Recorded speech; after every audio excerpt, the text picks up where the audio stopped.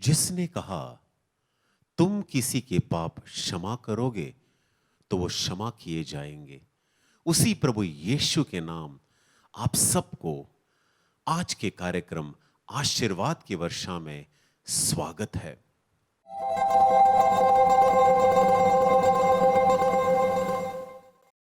स्तुति, आराधना, प्रवचन और गवाही के द्वारा आप सबको ढेर सारे आशीष मिले। धन्यवाद के साथ स्तुति गाऊंगा, यीशु मेरे खुदा। उपकार तेरे है बेशुमार, कोटि कोटि स्तुति धन्यवाद। धन्यवाद के साथ स्तुति गाऊंगा, यीशु मेरे खुदा। उपकार तेरे है बेशुमार, कोटि कोटि स्तुति धन्यवाद। स्तोत्र गीत 100 में गीतकार कहते हैं, धन्यवाद देते हुए प्रभु के मंदिर में प्रवेश करो और भजन गाते हुए उसके प्रांगण में आ जाओ। धन्यवाद स्तुति सबसे सरल मार्ग है कि हम परमेश्वर की उपस्थिति में आ सकते हैं।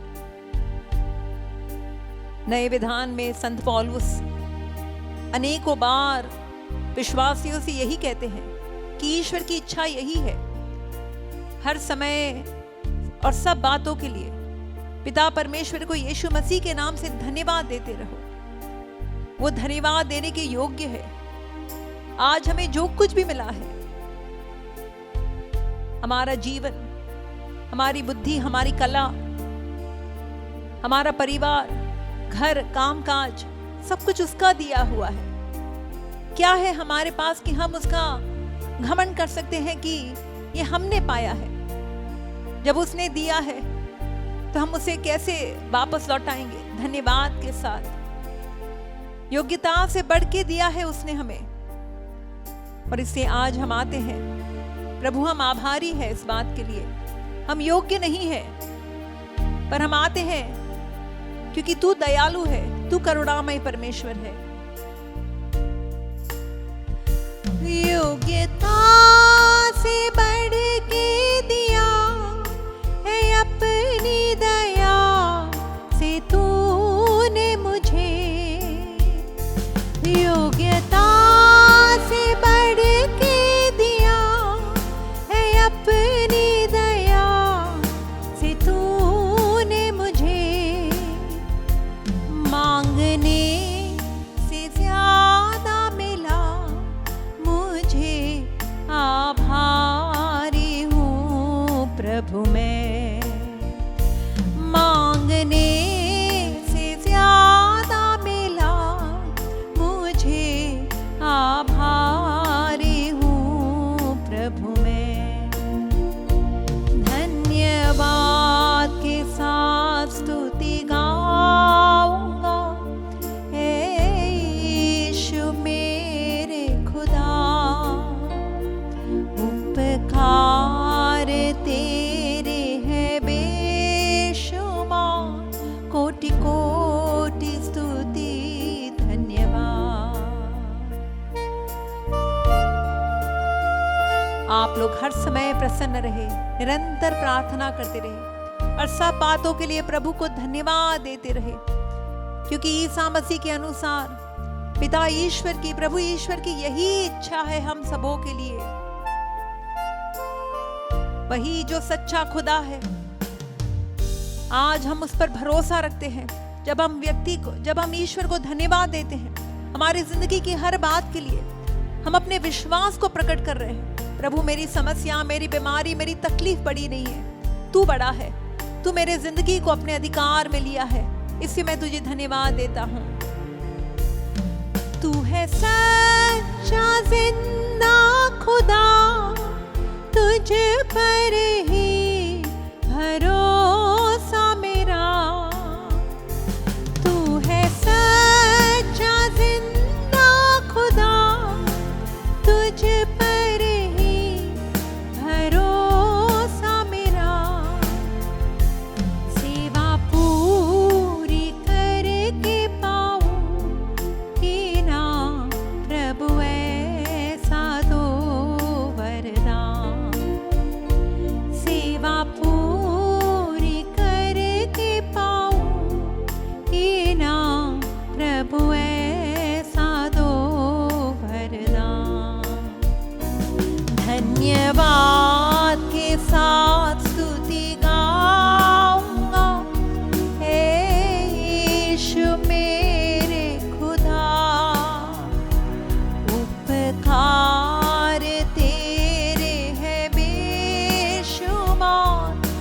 कोटि कोटि स्तुति धन्यवाद, कोटि कोटि स्तुति धन्यवाद, कोटि कोटि स्तुति धन्यवाद।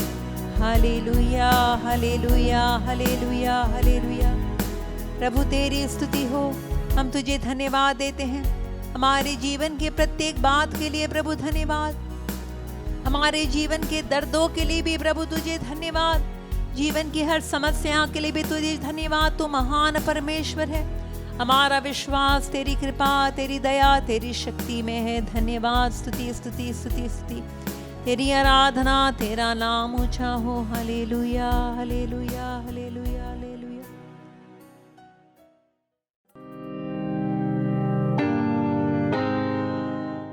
मेरे प्यारे भाई और बहनों, आज के इस विशेष कार्यक्रम में हम पाप स्वीकार के संस्कार के बारे में सुनेंगे।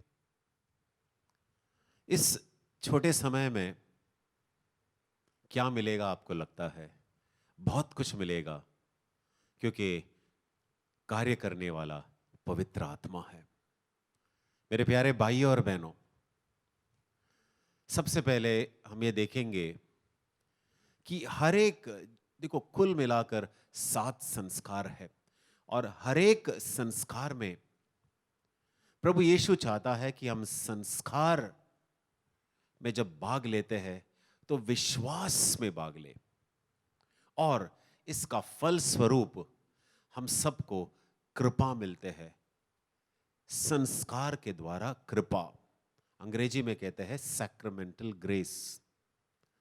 और मेरे प्यारे भाई और बहनों, उसी तरह से जो पाप स्वीकार का संस्कार होता है, जब हम विश्वास से इस संस्कार में भाग लेते हैं तो हम कृपा से भर जाते हैं। कल का ही बात, मैंने ध्यान सभा में भाग लेने वाले कुछ लोगों से पूछा, पाप स्वीकार करने के बाद कैसा लग रहा है? तो कुछ ने कहा कि बहुत हल्का लग रहा है। किसी ने कहा एक खुशी महसूस हो रही है जो पहला हमने कभी अनुभव नहीं किया, और कुछ ने कहा अच्छा लग रहा है। तो मेरे प्यारे भाइयों और बहनों, ये हल्का लगना, खुशी से भर जाना, ये अच्छा लगना, ये सब कृपा की निशानी है। और मैंने उनसे यह भी सवाल किया, पाप स्वीकार में भाग लेने के पहले कैसे थे आप और अब कैसा है? तो एक जवाब जो मिला, सबसे एक समान जवाब, वो कुछ ऐसा था कि पाप स्वीकार के संस्कार के पहले बहुत हृदय में बहुत बोझ था, भारी लग रहा था। ये भारीपन, ये पाप का बोझ होता है मेरे प्यारे भाइयों और बहनों। और फिर उन्होंने कहा कि जैसा ही उन्होंने पाप स्वीकार के संस्कार में पूरे दिल से भाग लिए, ये बोझ उठ गया, निकल गया। और मैं अपने तरफ से, देखो, मैं भी आपके जैसे एक सामान्य मनुष्य हूं, एक विश्वासी हूं। मैं ये कोशिश करता हूं कि 2 सप्ताह में, 1 महीने के अंदर एक बार पाप स्वीकार जरूर करूं, क्योंकि मैं एक प्रचारक हूं। हो सकता है कि आप भी प्रचारक हो, आप एक सामान्य ईसाई या विश्वासी हो। ऐसा नहीं कि मैं पाप नहीं करता, अपने सोच में भी हम पाप करते हैं, विचारों में भी पाप करते हैं, मुंह से निकलने वाले शब्दों में भी पाप होते हैं, हमारे कृत्यों में भी हम पाप करते हैं। तो पाप करने का प्रक्रिया तो चलता ही है, और पाप के विरुद्ध जो है लड़ाई करते हैं हम सब। और सबसे बड़ा लड़ाई का तरीका होता है पाप स्वीकार के संस्कार में भाग लेना। हाँ मेरे प्यारे भाइयों और बहनों, पाप स्वीकार का संस्कार। और सबसे बड़ी बात यह है कि जब हम इस संस्कार में भाग लेते हैं तो हम सबसे पहले तो विश्वास से हमें जाना चाहिए। हम अपने आप को विनम्र बनाते हैं, हम अपने पापों को प्रभु के सामने पेश करते हैं और कहते हैं कि प्रभु मैं पापी हूं, मुझे क्षमा की आवश्यकता है, मुझे क्षमा करना प्रभु। तो कई सारे वचन है जो ये बताता है कि पाप स्वीकार का जो संस्कार है बहुत शक्तिशाली है। संत योहन का सुसमाचार अध्याय 20 वचन 22 से 23, यह कहकर यीशु ने उन पर फूंका और कहा, पवित्र आत्मा को ग्रहण करो। यदि तुम किसी के पाप क्षमा करो तो वे क्षमा किए जाएंगे, यदि तुम किसी के पाप रोक लो तो वे रोक रखे जाएंगे। मैंने अलग शब्दों से इस वचन को कहा है, लेकिन वचन में स्पष्ट है प्रभु यीशु ने यह अधिकार उनके अनुयायियों को दिया था, उनके प्रेरितों को दिया था। और यह अधिकार एक पीढ़ी से अगला पीढ़ी बिशप के द्वारा जो है वो पुरोहित को यह अधिकार देते हैं कि वो लोगों के पापों को क्षमा करे। कैसे? पाप स्वीकार के संस्कार के द्वारा। तो मेरे प्यारे भाइयों और बहनों, और वचन में बार बार दिया गया है कि अपने पापों को एक दूसरे को प्रकट करना, एक दूसरे को बताना कि मैंने ये पाप किया है। हम सभी को नहीं बताएंगे, हम सिर्फ कुछ ही लोगों को बताएंगे। और मेरे प्यारे भाइयों और बहनों, जैसे मैंने कल ध्यान सभा में भाग लेने वाले लोगों से सुना कि पाप स्वीकार करने के पहले हृदय में बहुत बड़ा बोझ था, मानो एक पत्थर, बड़ा भारी पत्थर उनके हृदय में रखा था। और अब वो बता रहे थे कि ये बोझ समझो उड़ गया, निकल गया। ये कैसा हुआ ये चमत्कार? तो फिर मैंने बताया ये चमत्कार पाप स्वीकार के संस्कार के द्वारा ही है। और मैंने इतना भी बताया कि उन्होंने पाप स्वीकार के संस्कार को बड़े विनम्रता से और कुछ भी नहीं छुपाकर बड़े विनम्रता से उन्होंने ये स्वीकार किया था। उन्होंने बिल्कुल कोई शक नहीं किया था कि ये पाप स्वीकार में कुछ होता है या नहीं। और सभी ने कहा कि अच्छा लगता है, शांति महसूस कर रहे हैं, ये बोझ हल्का हुआ।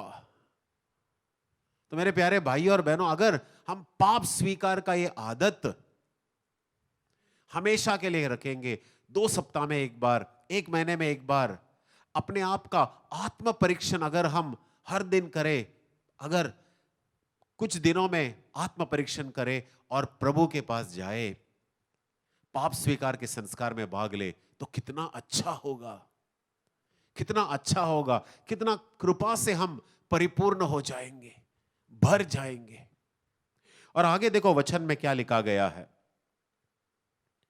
पहला योहन का पत्र अध्याय 1 और वचन 9, यदि हम अपने पापों को मान ले तो वो विश्वास योग्य और धर्मी है और वो हमारे पापों को क्षमा करेंगे और हमें सब अधर्म से शुद्ध करेंगे। इसका मतलब यह है कि ये जो संस्कार सिर्फ हमारे पापों को क्षमा मिलने के लिए नहीं है, लेकिन जो पाप के कारण जो अपवित्रता हमारे आत्मा में जम जाते हैं, उससे भी हम शुद्ध हो जाएंगे, क्योंकि वचन में यह लिखा गया है। और क्या है शुरुआत? यदि हम अपने पापों को मान लेंगे, पापों को कबूल करेंगे, पापों को स्वीकार करेंगे, तो उसका फलस्वरूप वो हमें क्षमा भी करेंगे और सारे अधर्म से हमें शुद्ध करेंगे। तो मेरे प्यारे भाइयों और बहनों, इस उपवास काल में, इस चालीसा के समय में, आप वो आखिरी सप्ताह तक नहीं रुकना जब आपको पाप स्वीकार के संस्कार में भाग लेना है। जब पुरोहित कहते हैं कि इन इन दिनों में पाप स्वीकार के संस्कार होगा, आपको उसका लाभ उठाना है। हमें क्यों तब तक रुकना है? अगर आज आपको पवित्र आत्मा ने स्पर्श किया है, जो मैं विश्वास करता हूं कि हर एक व्यक्ति को स्पर्श कर रहा है। अगर हो सके तो आज ही या कल ही या इसी सप्ताह में पाप स्वीकार के संस्कार में भाग लेना। ये चालीसा का समय है, बड़े अनुग्रह का समय है। कई बार हम चालीसा के समय परहेज करते हैं, शराब नहीं पीते हैं, मांसाहारी नहीं खाते हैं, अच्छी बात है। लेकिन ये जो चालीसा का समय है, मुख्य उद्देश्य यही है कि हम हृदय से ईश्वर के पास लौट आए। क्या हमें पुण्य शुक्रवार के उस सप्ताह के लिए रुकना है? क्या इसी सप्ताह हम प्रभु यीशु के पास नहीं जा सकते? पाप स्वीकार के संस्कार में भाग नहीं ले सकते? क्या हम अपने आप को विनम्र नहीं बना सकते? और जो अनुग्रह हमें इस पाप स्वीकार के संस्कार के द्वारा जो हमें मिलेगा, हमें क्यों वो चूकना है? अगर प्रभु हमें खुले दिल से दे रहा है तो हमें वो स्वीकार करना है। हाँ मेरे प्यारे भाइयों और बहनों, प्रभु यीशु आपसे कह रहा है कि पाप स्वीकार के उस संस्कार में वहां पर पुरोहित बैठा है, लेकिन पुरोहित नहीं, यीशु स्वयं बैठे हैं। पुरोहित तो प्रभु यीशु के प्रतिनिधि है, उसके जगह में है। और पुरोहित जब हमें पापों से क्षमा करते हैं तो वो उनके नाम से नहीं, यीशु के नाम से हम सबको क्षमा करते हैं। हो सकता है कि आप इस कार्यक्रम जो देख रहे हैं, आप कई महीनों से आपने इस संस्कार में भाग नहीं लिया है, कई सालों से अपने पाप स्वीकार के संस्कार में भाग नहीं लिया है। प्रभु यीशु आपके लिए रुका है, प्रभु यीशु आपके लिए रुका है और आपको आपके पापों को क्षमा करने के लिए रुका है, आपको शुद्ध करने के लिए वहां पर रुका है, आपको कृपा से अनुग्रह से भरने के लिए वहां पर प्रभु यीशु रुका है। हाँ मेरे प्यारे भाइयों और बहनों, तो वचन में यह भी लिखा है, याकूब का पत्र अध्याय 5 और वचन 16, इसलिए तुम एक दूसरे के सामने अपने पापों को मान लो और एक दूसरे के लिए प्रार्थना करो कि तुम चंगे हो जाओ। हाँ मेरे प्यारे भाइयों और बहनों, ऐसा नहीं कि जो कोई जाता है सबके पास अपने पापों को कबूल करना है, लेकिन इस पाप स्वीकार के संस्कार में हम अपने पापों को कबूल करते हैं। आप कहोगे वहां पर तो एक पुरोहित है, यीशु नहीं है। नहीं, आपका विश्वास यहां पर बहुत जरूरी है। वहां पर पुरोहित है, लेकिन वो यीशु है। पुरोहित तो सिर्फ प्रतिनिधि है। आप एक व्यक्ति को भी अपने पाप बता रहे हैं, अब यीशु को भी अपने पाप बता रहे हैं, और इससे देखो वचन में लिखा है चंगाई मिलती है। और ये चंगाई दो नहीं, तीन प्रकार की चंगाई है। आत्मिक चंगाई, पाप के कारण यीशु से जो रिश्ता टूट गया है वो रिश्ता बन जाता है। दूसरा, मानसिक चंगाई, जो पाप का बोझ है, अपराध का बोध जो होता है, उससे चंगाई। और कई बार हम देखते हैं जब हम अपने पापों को कबूल करते हैं, पाप स्वीकार में भाग लेते हैं, तो शरीर में कई सारे बीमारी निकल जाते हैं। क्योंकि जब हम अपने पापों को स्वीकार करते हैं, अपने आप को विनम्र करते हैं, चंगाई तो मिलना है ही। हाँ मेरे प्यारे भाइयों और बहनों, और ये अधिकार जो पुरोहितों को दिया गया है, प्रभु यीशु ने 2000 साल पहले जो अधिकार उनके अनुयायी को दिए, और एक पीढ़ी के बाद दूसरी पीढ़ी जाकर तीसरा चौथा पीढ़ी, अब हमारे पुरोहित भाई जो है वो हमें इस संस्कार के द्वारा ये देखते हैं कि हमारे पापों को क्षमा मिलते हैं और हमें चंगाई भी मिलती है। मेरे प्यारे भाइयों और बहनों, चालीसा के समय में ही सिर्फ आपको पाप स्वीकार के संस्कार में भाग नहीं लेना है। आज के बाद अपने आप को तैयार करना, ये मनोभाव में रखना कि मैं पाप करूंगा लेकिन मुझे पाप से लड़ना है, और पाप से लड़ने के लिए मुझे कृपा चाहिए। और सबसे सबसे अच्छा जो है साधन, जो है हथियार, जो है वो है पाप स्वीकार का संस्कार। मैं अपने आप को विनम्र बनाऊंगा, यीशु के पास जाऊंगा, अपने पापों को कबूल करूंगा, अपने पापों को छुपाऊंगा नहीं, तब मैं उन्नति पाऊंगा। मेरे आत्मिक जीवन में उन्नति, मेरे मानसिक जीवन में उन्नति, मेरे शारीरिक जीवन में उन्नति और प्रगति। मेरे प्यारे भाई और बहनों, इस समय हम प्रार्थना करें, हम ये प्रार्थना करें हमारे पिता परमेश्वर से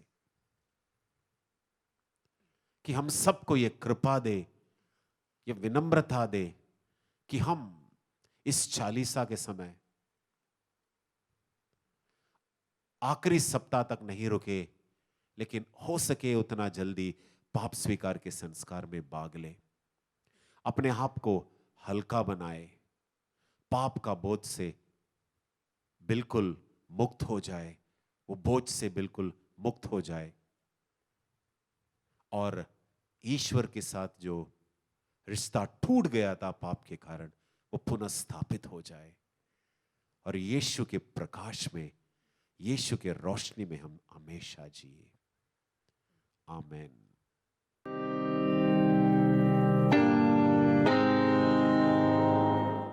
सभी को जय यीशु। मेरा नाम पूर्णिमा उठान सिंह है।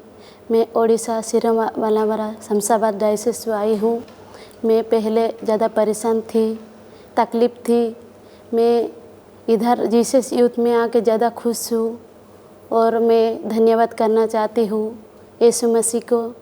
और मैं इधर आके पाप स्वीकार किया, मेरा मन इतना हल्का हुआ वो मैं बता नहीं सकती हूँ। और हम आज सुबह आराधना किया तो हम लोग को, मेरे को एक हाथ में ज़्यादा दर्द था। मैं 5 महीना हो गया मैं गिर गई थी, इतना दर्द हो रहा था।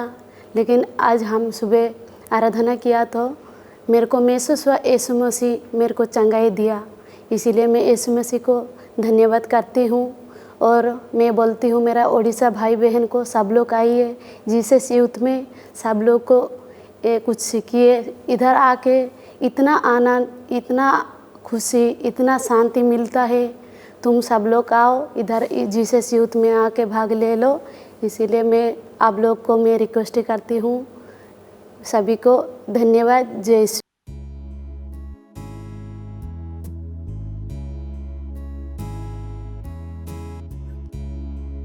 मेरे प्यारे भाई और बहनों, इस आराधना के समय हम सब यीशु के सामने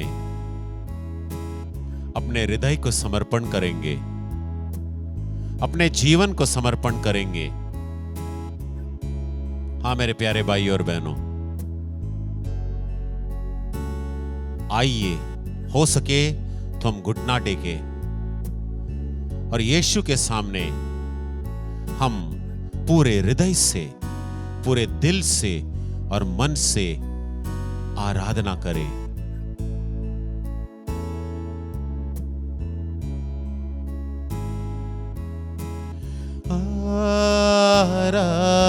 आराधना, आराधना,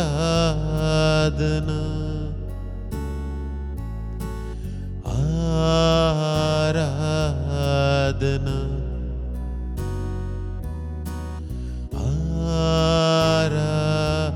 आराधना।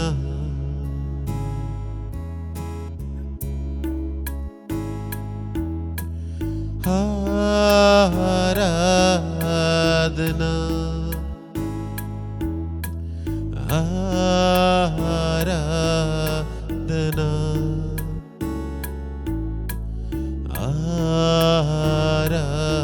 आराधना,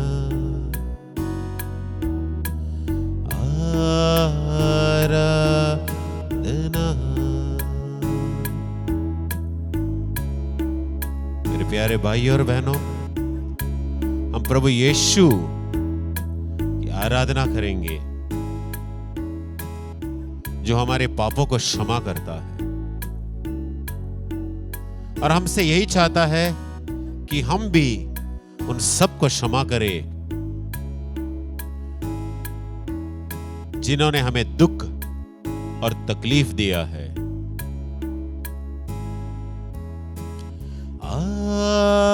आराधना आराधना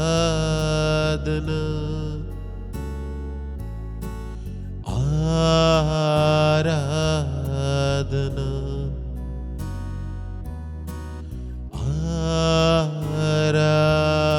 आराधना। अपने हृदय, अपने मन यीशु की तरफ उठाएंगे। पूरे दिल से और मन से हम प्रभु यीशु की आराधना करेंगे।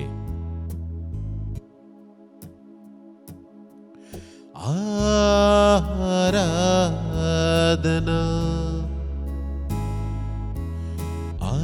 आराधना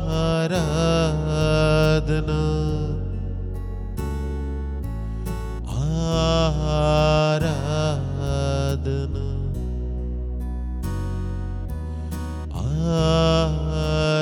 आराधना।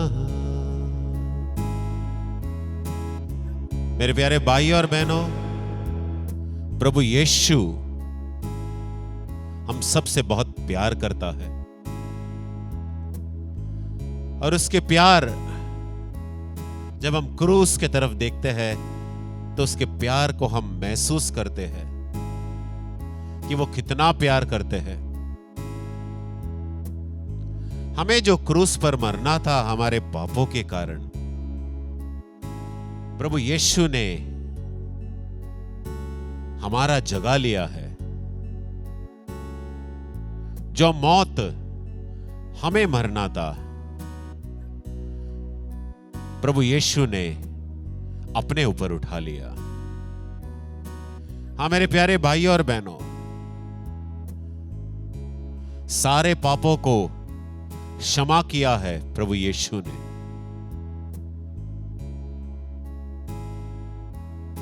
स्तोत्र ग्रंथ अध्याय 103। स्तोत्र ग्रंथ अध्याय 103 और वचन 3 में हम ऐसे पढ़ते हैं। स्तोत्र ग्रंथ अध्याय 103 और वचन 3 में हम पढ़ते हैं, वे तेरे सभी अपराध क्षमा करता है।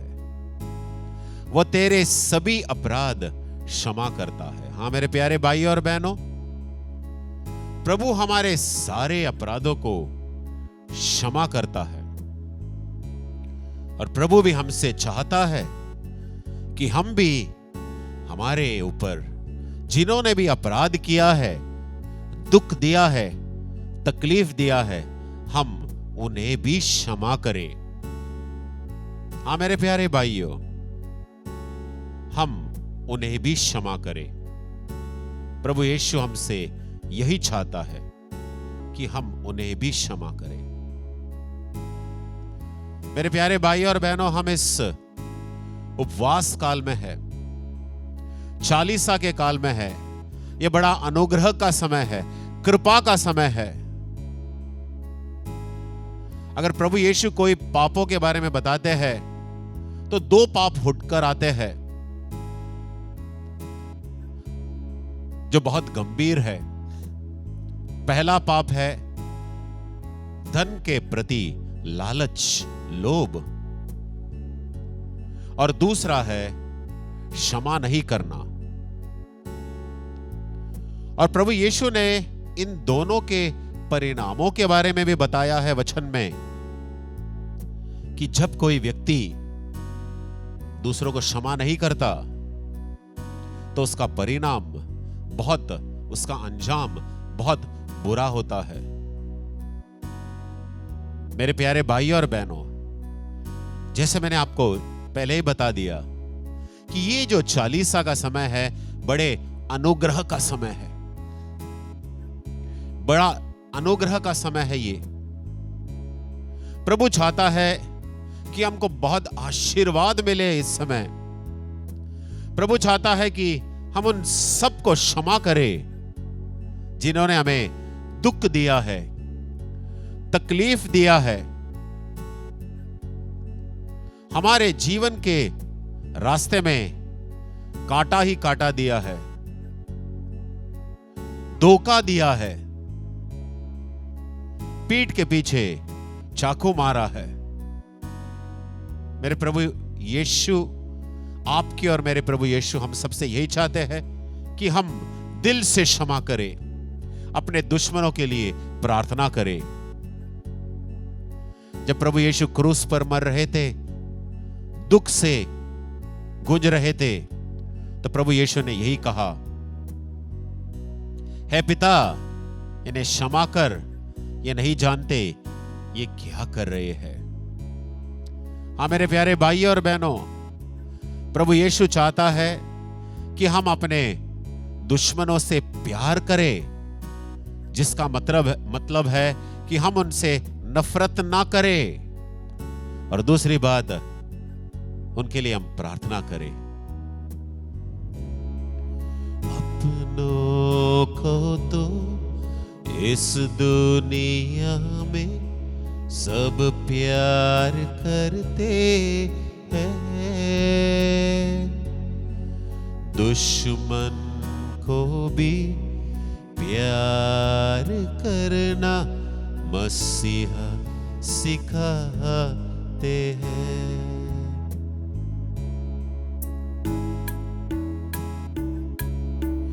अपनों को तो इस दुनिया में सब प्यार करते हैं, दुश्मन को भी प्यार करना मसीहा सिखाते हैं। मेरे प्यारे भाई और बहनों, आपको अभी करना क्या है? पवित्र आत्मा से हमें शक्ति मांगनी है। पवित्र आत्मा से कहना है, एक पवित्र आत्मा, आप उन सब लोगों को मेरे मन में लाना, ध्यान में लाना, जिन्होंने मुझे दुख दिया है, तकलीफ दिया है, मारा है, सताया है, रुलाया है, प्यार के बदले धोखा दिया है, जिन्होंने मेरे साथ धोखा दिया है। मैंने मदद किया लेकिन उन्होंने मुझे धोखा दिया। मेरे प्यारे भाइयों और बहनों, आज आपके सामने इस आराधना के समय आशीर्वाद है और श्राप दोनों आपके सामने है। अगर आप जरा अपने आप को झुकाएंगे, विनम्र बनाएंगे, और जिसने आपको दुख दिया है, तकलीफ दिया है, अगर आप उन्हें क्षमा करेंगे, मेरे प्यारे भाई और बहनों, बिना शर्त क्षमा करेंगे, तो आप अपने ऊपर ही बड़ा एहसान करने वाले हैं। इस चालीसा के समय में आप उन्हें क्षमा करना, मेरे प्यारे भाई और बहनों, उन्हें और उनके परिवार को आशीष देना। इस समय मेरे प्यारे भाई और बहनों, आपको खोना कुछ नहीं है, लेकिन पाना है अनुग्रह के ऊपर अनुग्रह, आशीष के ऊपर आशीष। सिर्फ आप ही नहीं, आपके परिवार भी ये आशीष पाएंगे। मसीहा ने हमें सिखाया है कि अपने दुश्मनों से प्यार करना है। मेरे प्यारे भाई और बहनों, बस बिना शर्त क्षमा करना। अभी इस समय पवित्र आत्मा आपको याद दिला रहे हैं, आपके सामने उन सारे लोगों को ला रहे हैं जिन्होंने आपको दुख दिया, तकलीफ दिया। और कई बार दुख देने वाले एक ही छत के नीचे भी रहते हैं। बस क्षमा करना मेरे प्यारे भाइयों और बहनों, क्षमा करना, क्षमा करना और आशीर्वाद पाना। ये आज का विशेष आशीष है। हम सब प्रभु यीशु के सामने हैं और प्रभु यीशु से कहना, प्रभु मुझे कृपा देना, मुझे शक्ति देना कि मैं अपने दुश्मनों को क्षमा करूं, उनके लिए प्रार्थना करूं। हाँ मेरे प्यारे भाई और बहनों, विश्वास करता हूं कि आपने दिल से सारे लोगों को क्षमा किया है। उन सब का नाम एक कागज में लिखना, बाइबल में रखना और हर दिन उन सबको पवित्र मिसा के वेदी पर चढ़ाना और उनके लिए प्रार्थना करना। देखो आप कितने आशीष से भरेंगे। याद रखना मेरे प्यारे भाइयों और बहनों, क्षमा करना सिर्फ चालीसा के समय तक सीमित नहीं है, लेकिन हमारा ये मनोभाव होना चाहिए। हम एक अपूर्ण दुनिया में रहते हैं जहां लोग चोट देते हैं, चोट पहुंचाते हैं, तो क्षमा करना हम सबका आदत बनना चाहिए। मेरे प्यारे भाइयों और बहनों, आइए हम अपने सारे दुश्मनों को, सारे उन लोगों को प्रभु यीशु के सामने समर्पण करें और उनके लिए आशीष मांगेंगे। मेरे प्यारे भाइयों और बहनों, अभी हम घुटना टेकेंगे और अंतिम आशीष स्वीकार करेंगे। हमारे परिवार को समर्पण करेंगे, दुखों को, तकलीफों को समर्पण करेंगे। इस समय दुखों को, तकलीफों को समर्पण करेंगे। उन सारे लोगों को समर्पण करेंगे जिन्होंने प्रार्थना का याचना मांगा है। आइए मेरे प्यारे भाई और बहनों, हम घुटना टेके।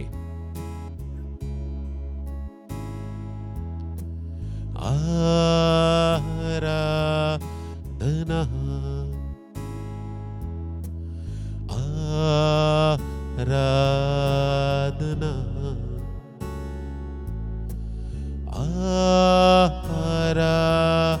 आराधना,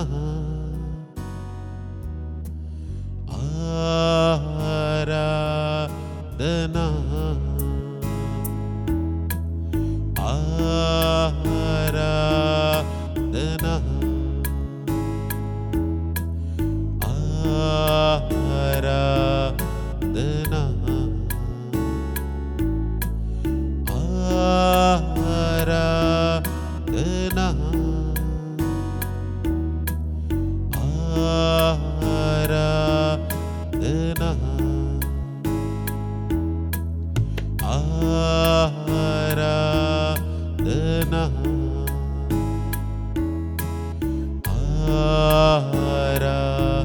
आराधना, आराधना, आराधना,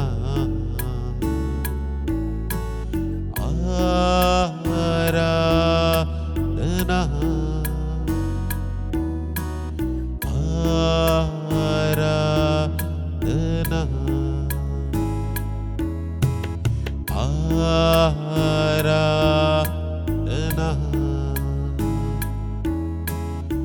आराधना, आराधना,